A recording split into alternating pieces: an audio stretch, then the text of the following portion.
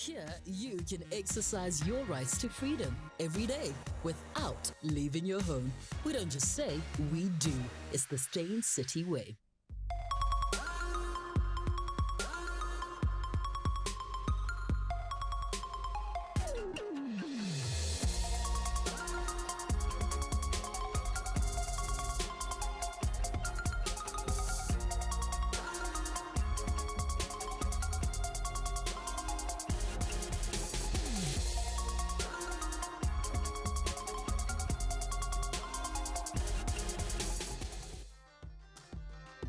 Hello and welcome to Real Talk with myself, Anele Mdoda, coming to you live on SABC 3. I hope you've had yourself a fantastic weekend and are looking forward to the show this afternoon, and you better, because it's going to be hot. Have you ever wondered what cryptocurrency is? What is mining digital money? What is Bitcoin all about? Should you invest in Bitcoin? What is this Bitcoin that people are going on about? Is it safe? Are you getting left behind while everyone's becoming billionaires? This is my cry. Today we're going to find out. You'll hear from a young man who's made millions from cryptocurrency and a panel of experts who are here to answer all your questions. So start sending your questions into our social media pages using the hashtag RealTalkOn3. And later on in the show, the South African award-winning rock band will join us, Prime Circle. They're in the building. We'll wrap up the show with a performance from their latest album. If you don't, you never will. But right now, let's get your weekend roundup of news, gossip, tweets, confusing things that happened. Our social commentator and radio personality, Gugu Mhlungu, is here. Hello, darling. Hello. I like you because you're spicy. And you do it in such a ladylike manner. Such a ladylike manner. You're just like, oh, really? You're the type of person where if I'd had to come and I'm like, I'm going to wear this, you're going to be like, oh, all day? I mean, that's the only one. There we go. This is why I like you. All right, let's kick it off with the SA Style Awards. They happened in Sandton City, obviously moving from Hyde Park, because they used to be at Hyde Park. Now they're in the Diamond Walk in Sandton City. Oh, that makes sense. The Diamond Walk is all about fashion. True. I mean, all the big brands, Versace, Gucci, all of them. It makes sense. It does make sense. Yeah. Is it still being done by the blonde lady, Jill something, from Zebra Square? Yes, it's still Zebra Square, so they're still doing it. I want to run through the winners here. Let's roll the pictures for us real quickly, please. And I was wondering, because everywhere I was looking, I was like, who was the style icon of the year? And I was looking everywhere, and now it makes sense who it is. We'll talk about that one later. Let's roll with our first picture for the Style Awards. I know my sister was there. She was looking like a princess. I know, like it's a family thing. So this is how people entered. So the first picture, this is all of them together. There's my sister. There's I must say, my sister Anna stood out for me. In the blue. In the blue. Yes. Although she was a judge, she stood out for me. There we go. I was surprised she wasn't one of the nominees. Has she not won it before? She's had quite a fun year in fashion. You can see she's having a lot of fun. Yes. The big hats, the dresses, the shoes, the makeup. She's having fun. And I'm not saying anything because I love Basistan and Romeo, but she's behaving like somebody who's about to leave her husband. That's all I'm going to say. Okay, let's go back there. We're looking at the couple. Okay, Tamara Day. Mom-to-be with her bump. Yeah. Beautiful color on her. Red is a really good color and she on performed, so she wasn't nominated for anything. She just performed, eh? Yeah. Okay, let's go. Tamara Day. Who else? There we go. Is that Aspasia Karas? She used to be the editor at Marie Claire. Yes. And now she was one of the judges. So I like her style. She makes sense as a judge. I really like her style because it's very kind of classic, contemporary. She's very cool. Because I think that's also the thing about the Style Awards. They kind of have to sift through a sea of chiffon and organza. Oh gosh. To find. And evening dresses. Yeah, because we're an evening cocktail matric dance. I don't know why country. I don't know why we're obsessed with evening dresses. I mean, evening dresses are fun. They're beautiful and glam. Lute Love, finally, I think she deserved the Style Award long ago. She deserved it for her Durban July outfit last year. That suit with the long... floor-length suits with the cape. Sunday World said... Like, I thought that was lovely. Yeah, I was like, Sunday World, and her speech was also... Because she said, this is for the girls who don't quite fit in. And I've always thought her style was a bit like that. Someone who's... I mean, she's many things. She can, you know, rock her mini and show off those incredible legs and abs. She looks amazing in T-shirts and jeans. Listen, how do you not fit in, babe? Like, look at your body. She's one of those girls who I'm quite jealous of, who looks good in anything. Exactly. Aliyah. Yes. Yeah, very Aliyah. All right, let's see what else. That's Ayanda Tabete, who's had a phenomenal year. She's having a great year. She's having a great year. In Khair Jahan Kutsia, she wore 2 Khair outfits. There was a I think to the lunch, there was a white dress, and then this was her sort of the evening one with Dash, who's just won a GQ Man of the Year. So istayela. Very coupley. Yes, istayela. So- Umswengo Oh, is the their kind thing. of couples that take 2 hours to leave the house. But then when they leave, they're swaggy. A bit like Dineo and Solo, who are also Who won the- Couple of the Year at the Yes, Style Awards. man, their style has been on point. All right, Beautiful. So hashtag SA Style Awards. You can check all of that out on Instagram. Right now, speaking of fashion, let's talk Zara. And I like this because you woke and you understand what's going on here. What is happening? From what I can gather, Zara, the clothing shop, people who are buying clothes found notes written to them saying, save us, basically. Yeah, so I've been trying to follow the story. And look, it's a big story about where your fashion comes from. So you would have heard in the last couple of years ideas of ethical fashion. Yeah. So knowing exactly where your stuff comes from, who makes it, how much people get paid, Yeah. their working conditions, you know, are people getting paid minimum wage, Yeah. etc. So there's been conversations around, well, is some of the big, especially fast fashion like Zara, Yeah. is it ethical? So that's why this is such a big deal, because What is Zara saying? so Zara is saying they're going to be, the last I checked, they're going to be looking into it. No, Zara, you can't look into your own house. But as for if- many years, they've maintained, and look, the bar set very low for fashion. What is ethical fashion is pretty, I mean, the bar is pretty Yeah. low. It's Because there's a certain Nike. How many years have and they've people been dogged saying- by Yeah. allegations of child labor, terrible working conditions, very little pay. So the bar, I mean, is set pretty low. Like Yeah. even when Beyonce's Ivy Park said, no, we pay above minimum wage. Like, what is minimum wage? It's 30 Minimum wage cents. is quite low. Yeah. So I mean, it was nice that they are brands for being ethical, but ethical is the bar set pretty low. For me, the question is, are people going to boycott Zara? Because I can see all the tweets coming through, boycott Zara, boycott Zara. No, you're not, because, you know, that's not how people are in the world. And also, because the problem is so far away from us, it's not South Africans. It would be very different if it was, I think, one of our fast brands. Yes. And also boycotts are such an interesting thing. So the internet is very powerful, but the world out there is, so for instance, if you go for boycott on Twitter here, Yeah. it's less than 10% of the population. Yeah. So yeah, you might get numbers, but it won't be big numbers. Not if you're calling for boycott on Umhlobo or Kozi. Yeah. Then you There's might like see 20 million people. Then you might They're like, see "Hi, some. Kiasuzi Teng." That's it, right? Before I let you go, Gugu, thanks for coming. I need to talk. What is colophobia? Nihausophobia. That's what I'm looking for. Nihausophobia. So over the weekend, the president was giving an address, an Ora Tambo Memorial Lecture, which was organized by the Mkhonto weSizwe Veterans Association. Yeah. Now we know. So he was wearing that very busy shirt. Yeah. Oh, Baba. And so Carl Niehaus, because of course there was jubilation, there was excitement, bekulwa, Yeah. and Carl was in there dancing to the beat of his own drum. Okay, Carl, let's see you. I'm so scared.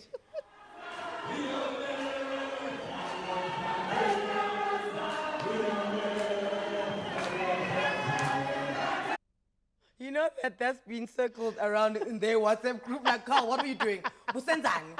That's next time, just wait. He was having such a good time. He didn't care for a beat, the baseline. He He's was like, I don't care. within. Carl's the type of person who'll find you at a party and make you go off the rhythm. Somthola Because phambili. He's one of those people, like you and the beat will find me ahead. Carl, we'll have you in here. We'll give you some dancing lessons. Thank you so much. That's all we have time from Gugu Mhlungu. She'll be back when we wrap up the week. Right now, we return with cryptocurrency. I hope I'm saying it properly. You know, because like, even me when I looked at the word, I was like, I wonder. But don't worry, the experts are here. You don't want to miss out on this financial discussion. Come back. Guys, okay.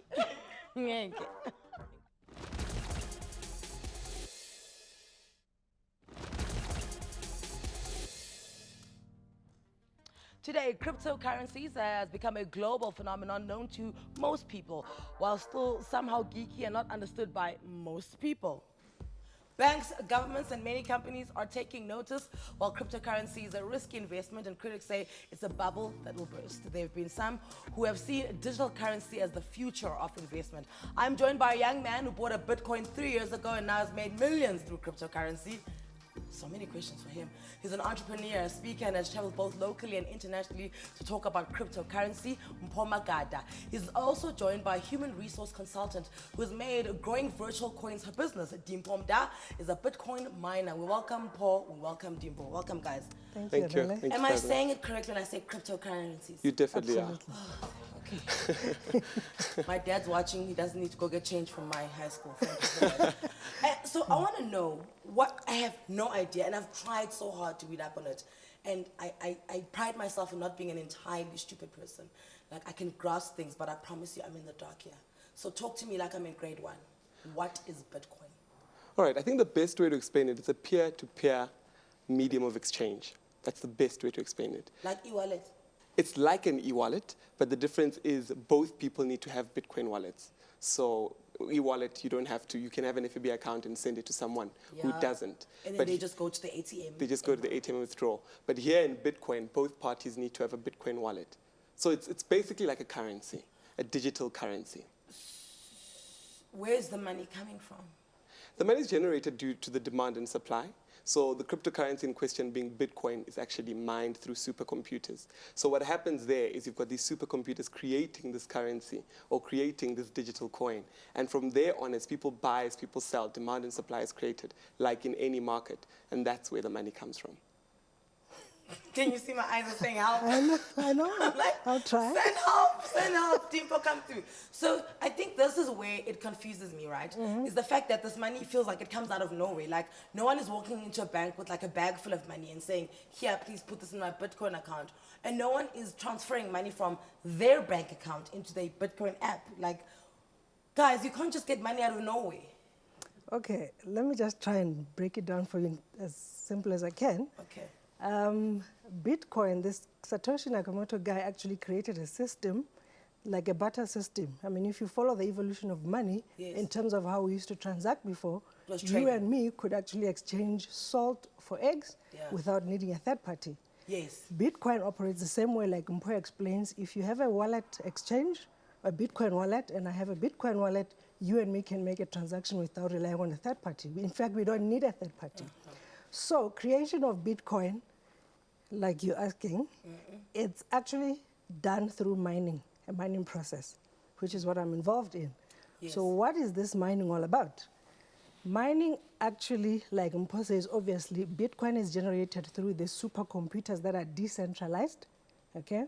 Decentralized. Decentralized in the sense that it's off not the grid. Yeah, it's not controlled by the central authority like you have banks that are controlled by your Reserve Bank. Yes. Bitcoin is completely different. It is decentralized, meaning that these supercomputers all over connected to blockchain, which is part of this verification of transactions. Okay. So if you are involved in mining, it simply means you have this piece of machine that is part of verification of these transactions. So in a nutshell, mining has 3 components. Yes. It is actually, it helps with powering of this network, the blockchain technology. It also helps with the securing of this network. Because it is decentralized, it still relies on a protocol of verification. Who polices it if it's decentralized? Because I'd imagine the reason we have to go to the Reserve Bank is if poo had to hit the fan, then the Reserve Bank they are like accountable. They're the ones who regulate things. Who's regulating this? The blockchain technology. Let's say, for instance, computer. These computers that are completely decentralized. Like I was saying, it's powered by this network. So if, for instance, you were trying, say, to hack this technology, you would need to actually be able to hack this at least 51% of this technology that is decentralized. So that is it's pretty difficult to hack. Yes, it's pretty difficult to hack. Yeah. But that is the job of the programmers. I leave it to them. What I'm more keen on is the production of Bitcoin, which is what we do through verification of transactions. In as much as it's decentralized, when you are an investor into a mining operation, you have this piece of a Bitcoin mining machine. The latest one is called S9, connected to blockchain. And if me and Mpho are transacting, for instance, Mpho has a wallet, I have a wallet, I will say, for argument's sake, I'm sending Mpho 1,000 rands worth of Bitcoin in Bitcoin. It's got to go through the verification process before Mpho can use this money. And it's then verified by the supercomputers? It is then verified by the supercomputer. It needs at least 3 verifications. And because it's decentralized, we cannot collude to say, me and Mpho will say this is correct. It is actually mined through this mathematical equation.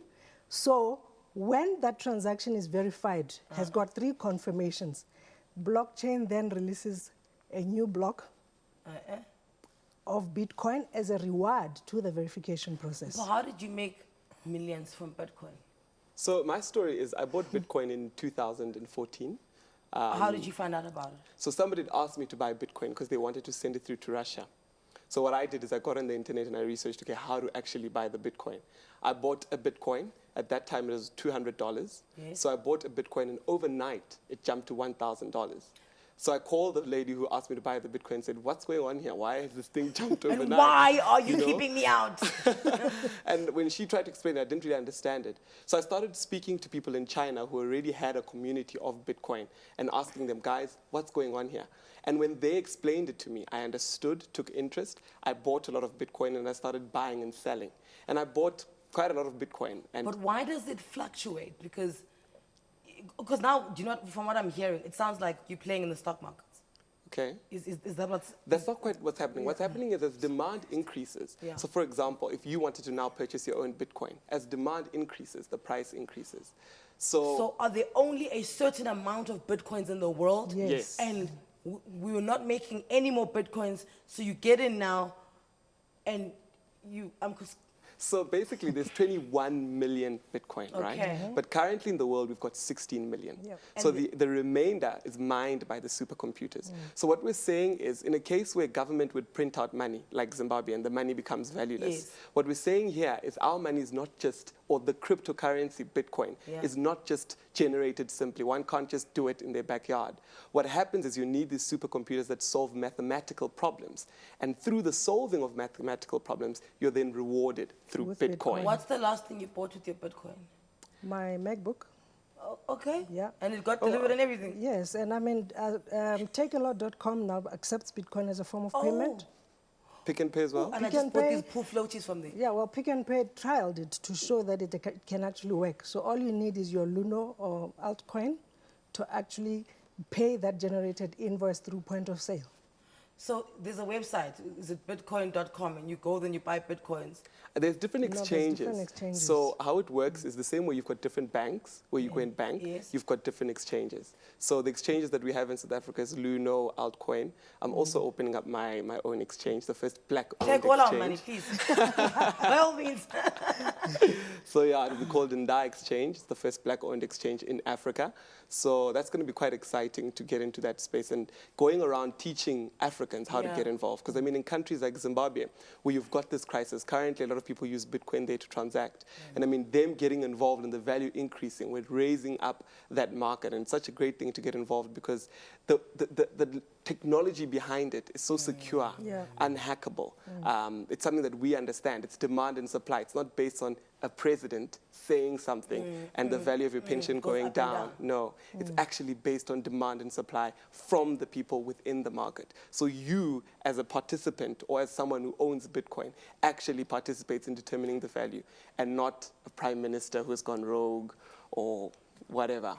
And I think Mpho is bringing a very good point there of actually educating people about Yeah. Bitcoin, which is what we part do. of, exactly, and also I'm involved with a movement called Achievers Club, where we literally educate people for free. Achievers Club. Yeah, Achievers Club. Where do you find that? It's in Randburg. We have an office in Randburg, opposite Home Affairs. But on the websites, because people... Achieversclub.com. there we go. You guys are Mine Bitcoin is- people. Why now do you Achieversclub.com. need a place? Okay, achieversclub.com. Yeah, but we have an office where we literally hold daily seminars to actually inform and educate people about Bitcoin and how they can get involved.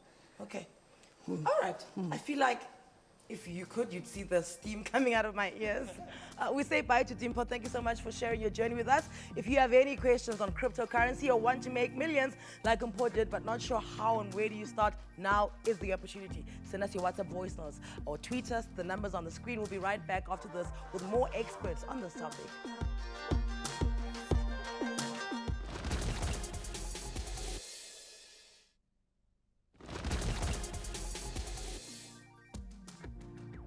And we're back. Bitcoin has become the most popular cryptocurrency in South Africa, easily beating its competitor, Ethereum. I hope that's how you say it. But is it worth investing in? What do you need to consider before investing in cryptocurrency? Mpho and I are joined in studio by a blockchain consultant from the Blockchain Academy who teaches the know-how of blockchain technology, and economist Kanti Pai. Kanti, I'll start with you. I have it on good authority that Bitcoin emerged in 2009. So what I want to know is, why so popular, all of a sudden in 2017? Because everybody is saying there is lots of money to be made. And I think anything where you tell people, one of the things we're introducing is that, Mpho has made millions. And of course, it's going to be popular, right? Because anytime you introduce something like that, everybody wants to get involved. And I think that is one particular thing. I suppose it's very different. There was a time, for example, the currency trading also became very popular, right? Everybody's making so much money. Yes, and we are seeing, exactly, we're seeing all these pictures of people taking pictures of other people's cars and saying, oh, look what I've done and how much money I've made. And so I think that's the part that actually is making it much more. Not so much actually, I think, that people are that informed about it. Why do I feel like you're a skeptic? Because I think it isn't what it's being represented to be. On the one side, they talk about that this is a currency. Currencies actually act very differently. This is an investment. I think that's one thing you can say. You can say you're investing much like you trade things in the stock exchange. I don't think it's a currency because currencies, for example, are things that you and I can both use and we can participate in. You don't get just a section of the population use a But currency. why is the section of the population not taking part? Because they actually haven't trusted in it. And the second part of a currency, right, is that actually something that we've all agreed is something we all trust. So if you go to Eman Ramzeni and you go to some spaza shop and you want to buy a bottle of beer or whatever, you should be able to actually present your thing. We are not quite there, so I wouldn't want to call it a currency. And I think actually more for me, importantly, is that there isn't really something I feel like is the underlying value of this thing. When they talk about demand, they are selling the currency itself, as they call it. But they're not, but currency for us, its value is actually in what it can buy. So the rand is what the rand can actually buy. That's its value. If the rand can buy you a house, that's the value of the rand. It isn't the value of you and me can exchange it and then suddenly we've created value. You know what I mean? And I think that's part of the problem, that you can't quite feel it. You were trying to ask them for the longest time. So what is this thing? And it's difficult to actually come. Carol, jump in here. Let's talk about blockchain technology. What is it? How does it tie into Bitcoin? So Bitcoin and blockchain technology basically goes together. Bitcoin invented the blockchain, and I'm sure you've heard that the blockchain will take over the world. There's lots of things. There's lots of talk out there that's similar to what the internet will do. And this guy Satoshi Nakamoto, whom we all spoke about, the guy who invented it, he basically invented this concept of the blockchain.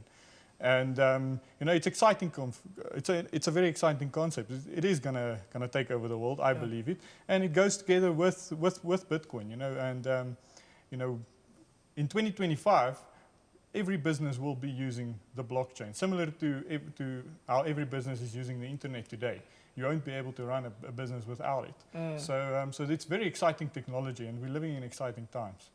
Because my next question was going to be for you, Mpho, and say, okay, I can see Kanti and why he's skeptical, and it's basically, I think here we're sitting and we're discussing whether the world is flat or is it round, right? Because these discussions happened on a ship somewhere with Galileo Galilei, and they were like, "Hi, Christopher Columbus," you know what I'm saying? So maybe this is it. But what can you equate it to?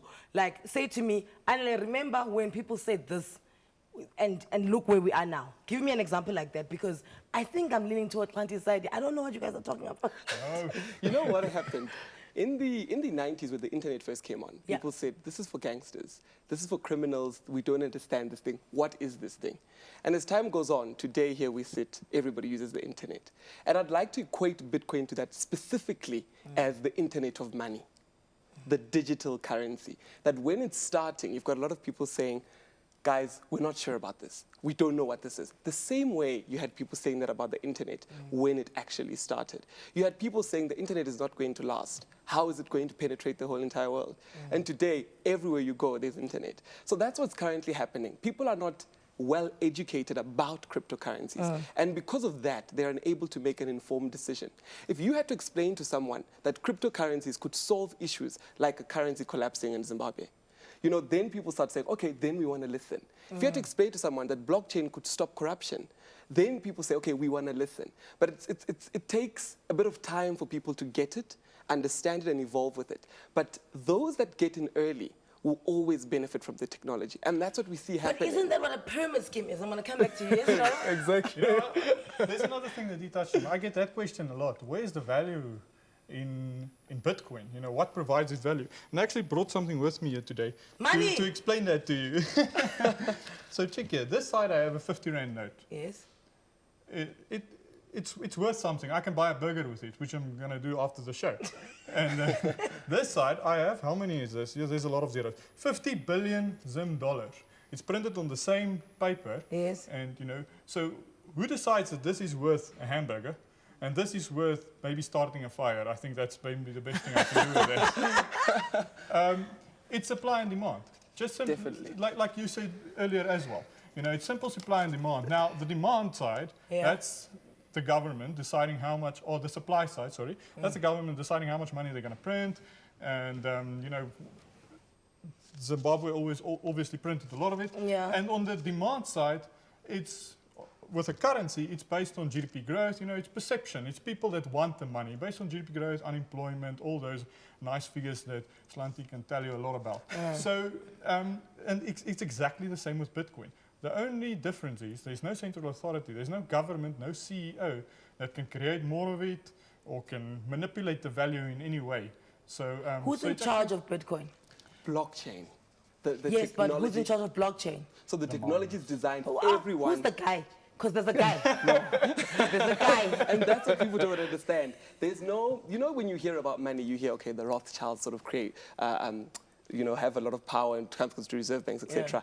With blockchain, everyone involved is everybody who's actually involved. There is no man sitting somewhere who can decide, I'm doing this tomorrow and it all collapses. Who mans the computers?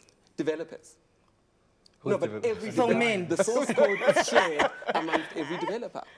So every developer has the source code. And the reason why you can't hack Bitcoin is because every transaction is interconnected to another.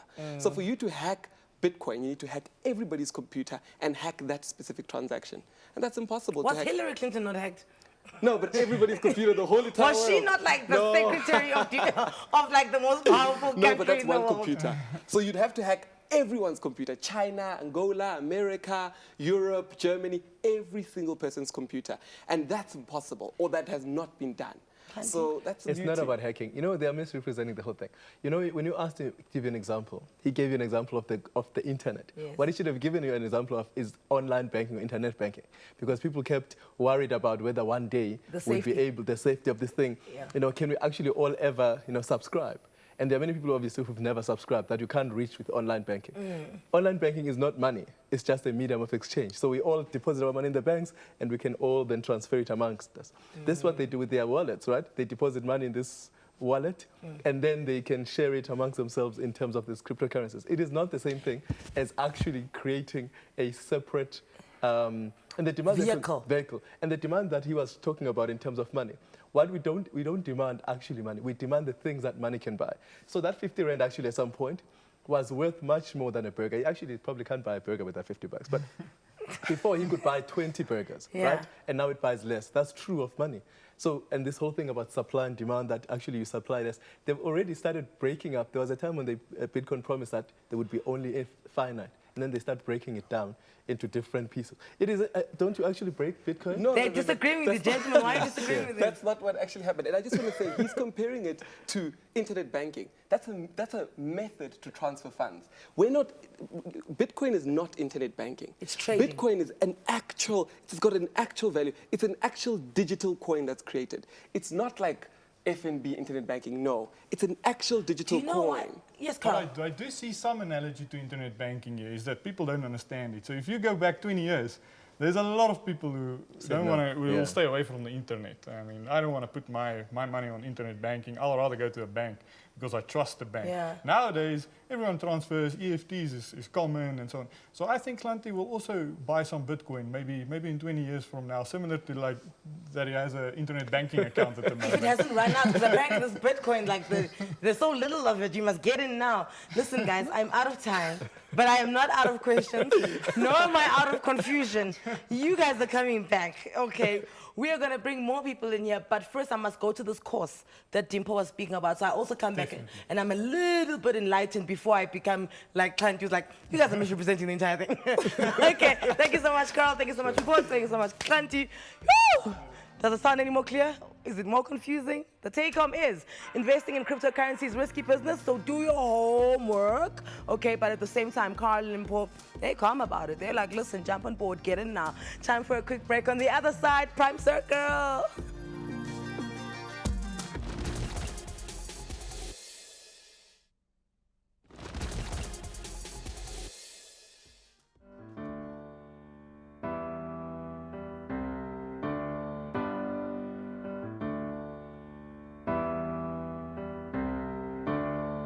She comes around like a wildfire, and like a moth drawn to a flame, I'm on my way to being burned up once again.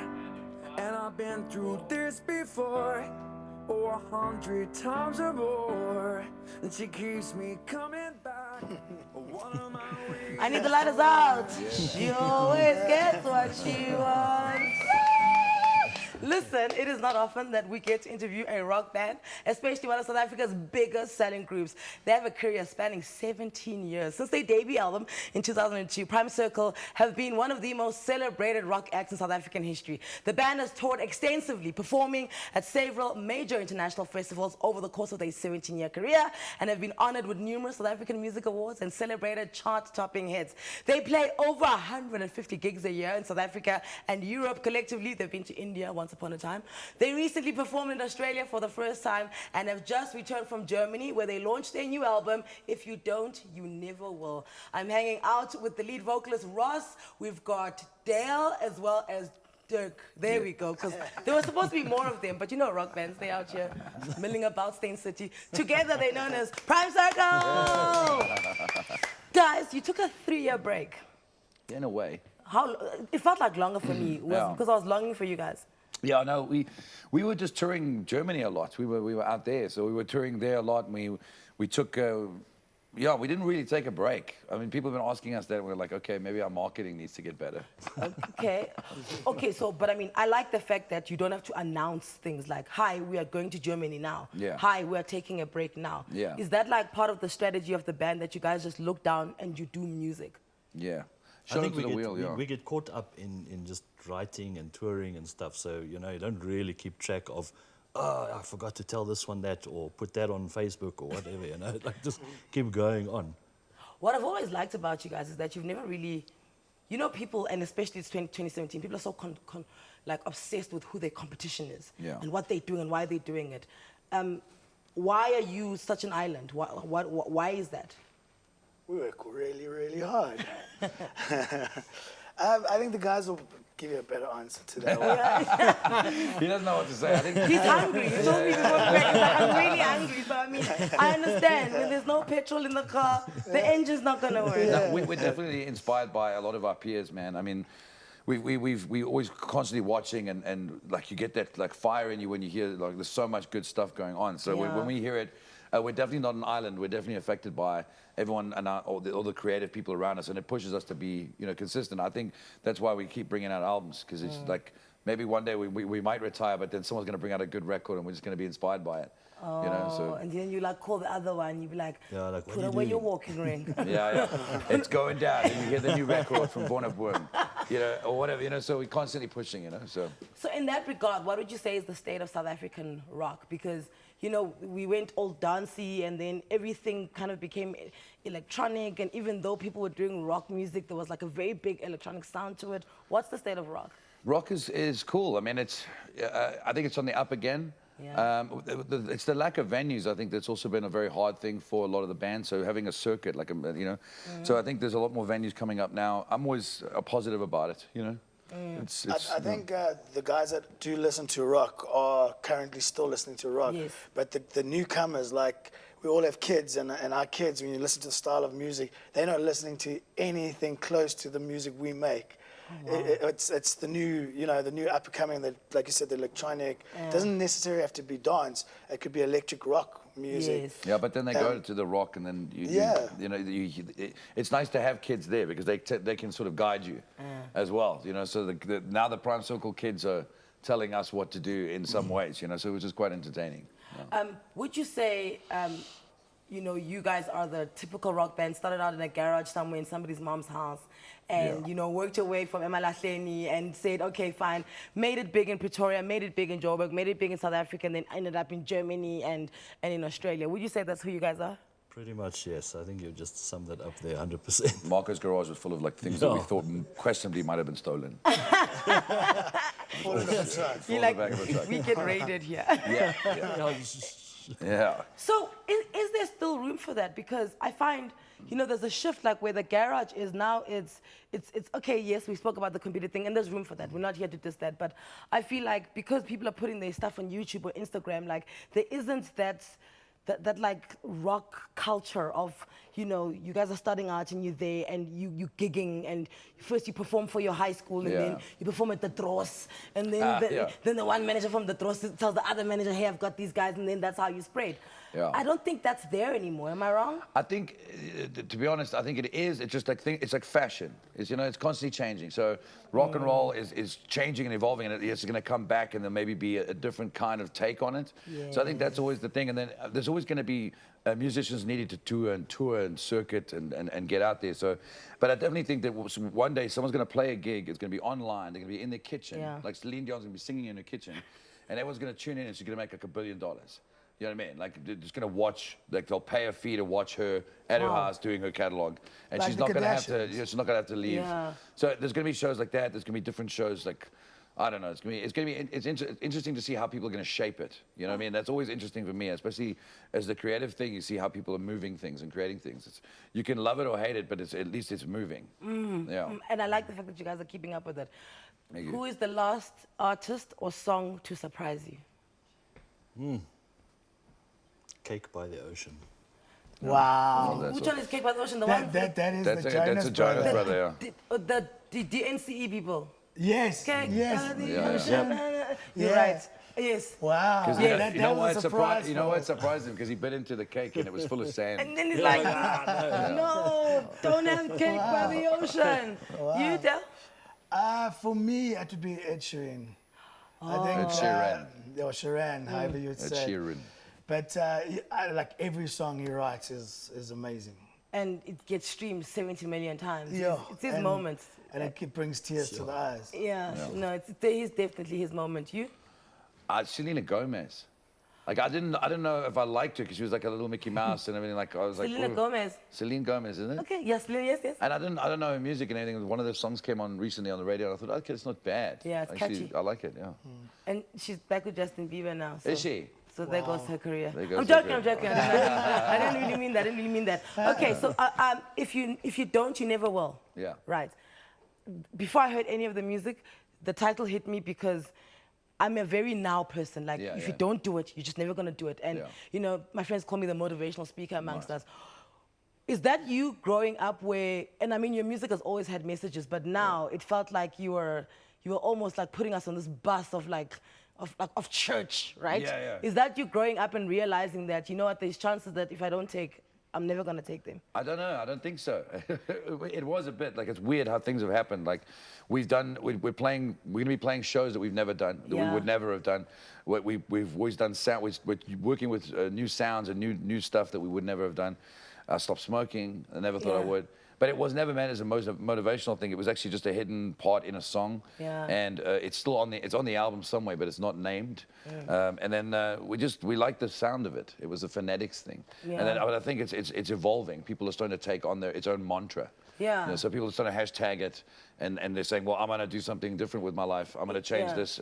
I'm going to start playing the guitar. There's been a lot of people sending us messages about things like that, which is amazing. And also, I remember when you guys came into the radio show and you asked me what do I always wanted to do, and then I was like, what have I always wanted to do? It makes you think. It makes you think, right? Yeah, and then it makes you think, am I not saying it because I'm scared if I say it and I don't achieve it? Then, you know, I'm just protecting my ego.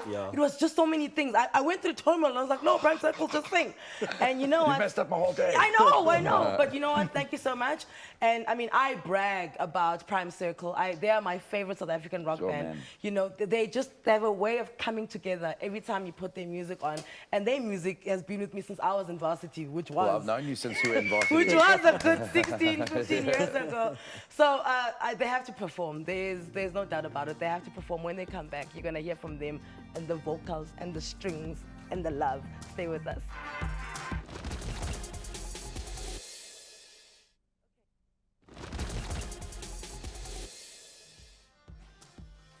If You Don't, You Never Will is Prime Circle's 7th studio album and their first new recording after 3 years of taking kind of sort of a break. You're watching Real Talk on SABC 3 and I'm joined in studio by Prime Circle. Look at this, they're about to perform. Before you do that, I need to know, how do you lose an entire Marco in Germany for 10 hours? He just doesn't listen. He waits till the bitter end and then he jumps out of the car when everyone's been counted.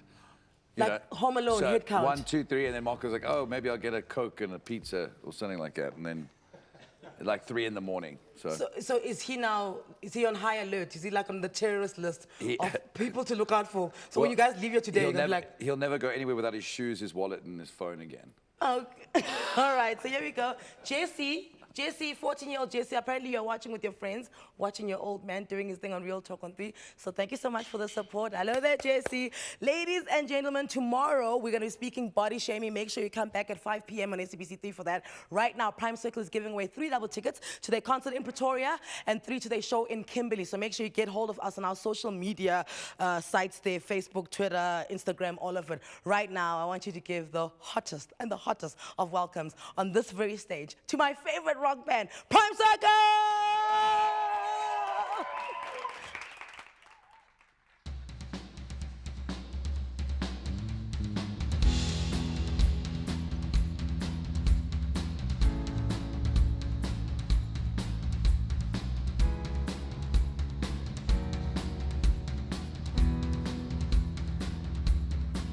Run away from yourself. You're so pretty when you're somebody else.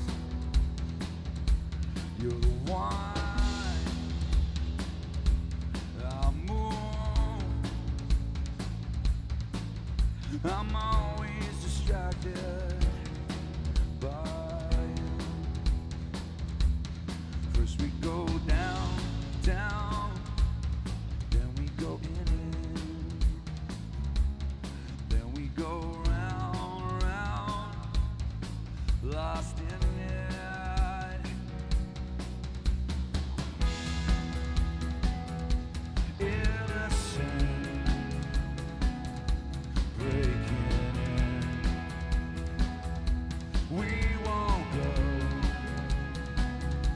faking it. We won't know until we make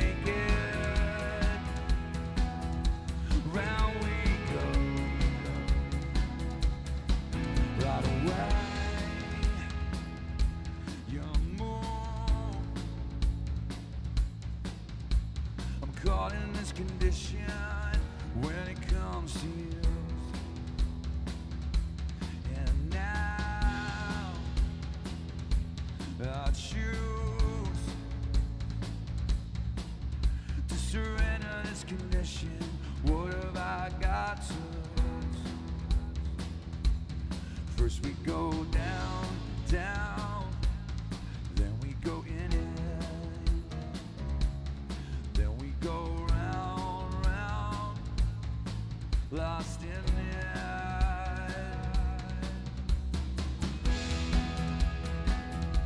Innocent,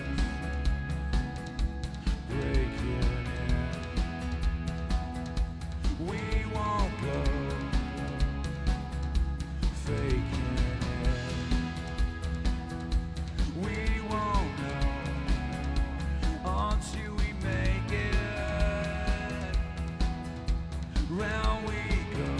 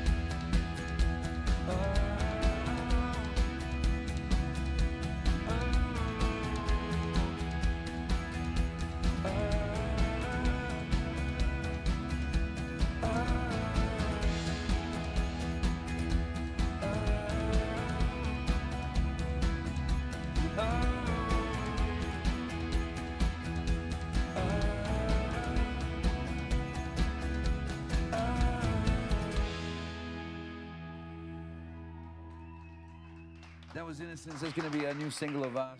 This next one is also off the new record. This one is called Pretty Like the Sun.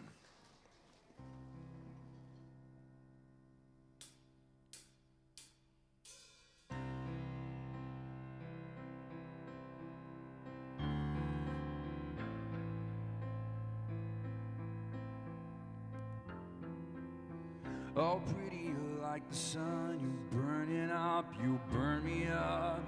Oh, ashes have become, I'm all swept up. All spaces in between, you fill me up, you fill me up. And as the night falls slow, away we go. The highs, the lows, the fights, the falls, the back, the forth on these collision course. The ups, the downs, you spin me round. Oh, give me everything you got, give me your life, I'll give you my heart. Our lives can change, our lives can change. We could have it all, open your eyes, I'll give you my soul. Our lives can change, our lives can change.